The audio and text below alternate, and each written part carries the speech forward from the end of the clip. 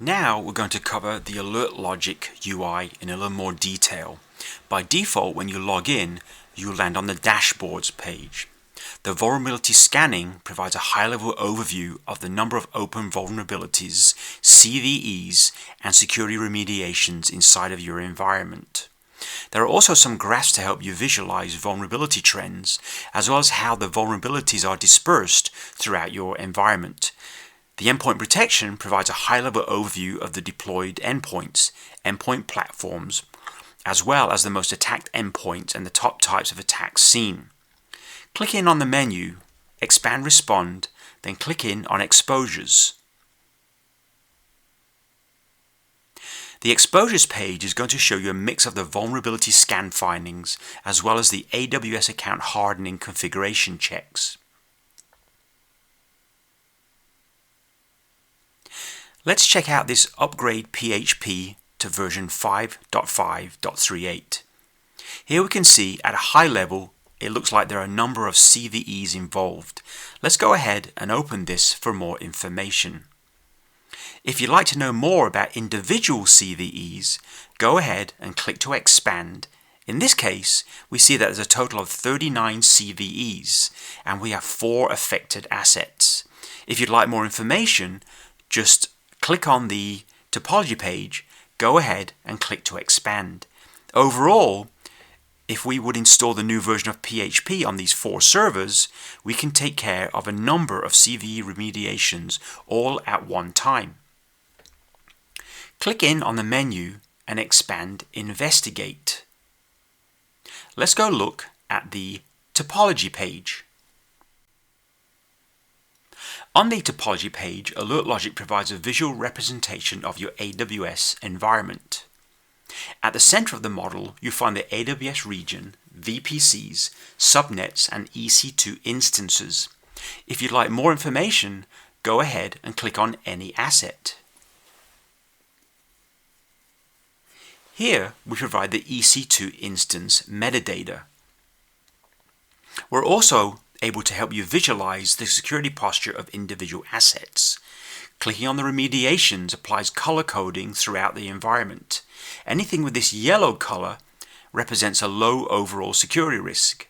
Anything with orange would represent a medium risk, and red would represent high risk. If you'd like to see the scan status, click on the scan mat. Any asset in blue has been recently scanned, and hovering over the asset provides the timestamp of the last scan. Go back to the menu and click into the vulnerability library.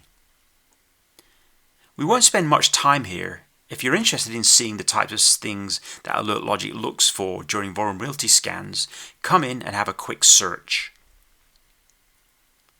Let's expand the Validate section and click into Reporting.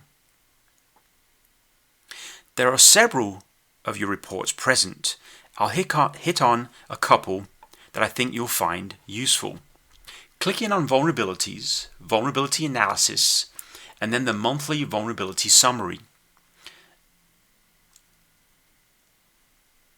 On this report, you get a quick summary of the total number of vulnerabilities, as well as a breakdown by new and any that have stayed for a while, or any that are more permanent, and also see the total number of posts and some graphs to help you visualize the vulnerabilities trends throughout the environment.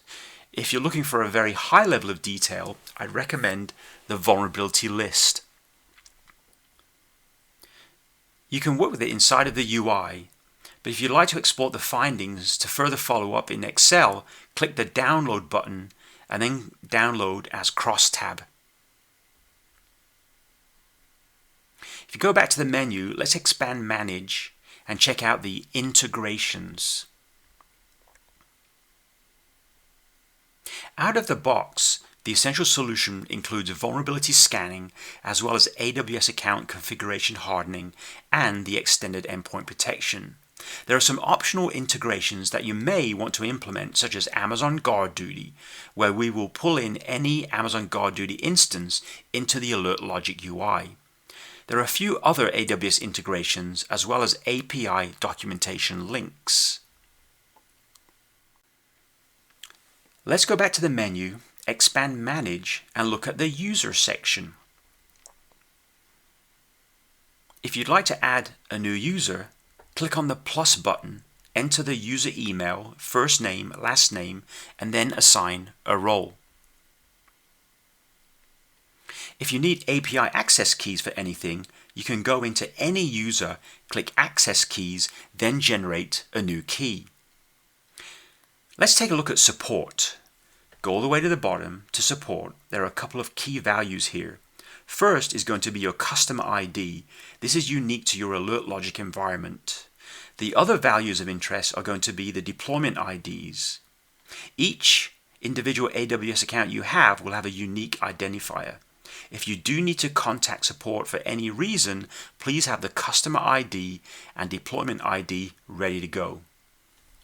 This concludes the walkthrough of the Alert Logic UI.